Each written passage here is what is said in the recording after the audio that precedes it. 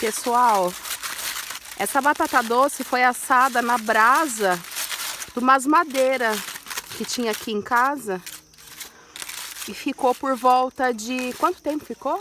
1 hora. Ficou por volta de 1 hora. Ela é uma batata média, tá vendo? Eu vou esperar esfriar um pouquinho pra ver se tá boa. Mas eu já vou abrir pra vocês. Tá bem quente ainda. Vou usar esse pauzinho aqui só pra vocês verem. Olha que legal. Gente, fica uma delícia assado assim. Na brasa, né, Paulo? Na brasa da madeira. É uma árvore que derrubaram aqui perto de casa. E a gente pegou alguns tocos, alguns pedaços.